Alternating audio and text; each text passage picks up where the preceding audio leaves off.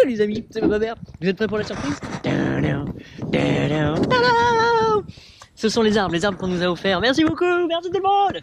Alors, Laurence, tu seras un cerisier, c'est-à-dire qu'à partir de mai, on va venir te croquer tout le temps.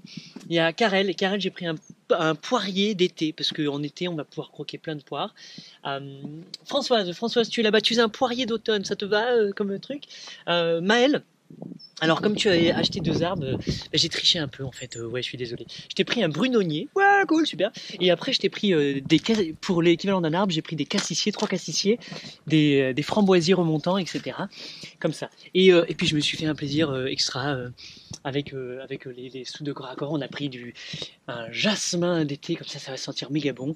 Et bref, voilà donc il me semble que j'ai dit tout le monde. Oui, si j'ai oublié c'est pas grave. Merci de toute façon. Bref, l'astuce, donc on est en novembre là, quand tu plantes les arbres, etc., le mieux de mieux, c'est vraiment de faire le plus gros trou possible. Plus tu feras un gros trou, plus ça va alléger la terre, plus justement les racines vont pouvoir tracer. Alors là, ce sont des arbres greffés. Pourquoi je prends des arbres greffés? C'est parce que ceux-là, en fait, vont donner beaucoup plus rapidement. C'est-à-dire d'ici 3 ans, dans les 3 ans, ils devraient déjà commencer à donner des fruits.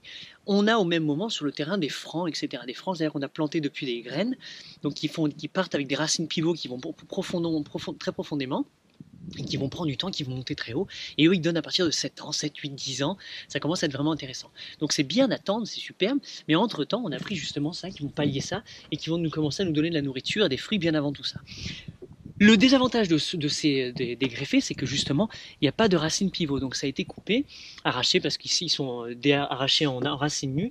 Donc ceux-là, en fait, ont besoin de beaucoup plus de soutien, etc. Parce que ça ne va pas aller en profondeur chercher.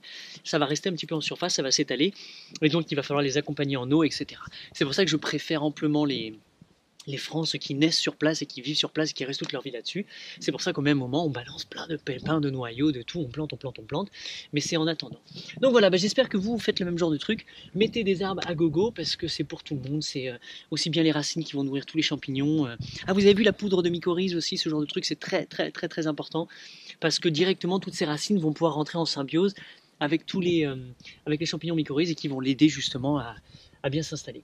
Et les fleurs, les l'écorce, enfin toutes les branches, tout ce qui va tomber, les feuilles, tout ça, c'est un cadeau pour tout le monde. Donc au même moment, mesdames et messieurs, vous avez fait un super cadeau pour la vie. Et puis voilà. Et merci, ça fera aussi de l'ombre pour ceux qui viennent profiter, méditer chez nous, etc. Donc merci beaucoup. Vive la vie. Ciao.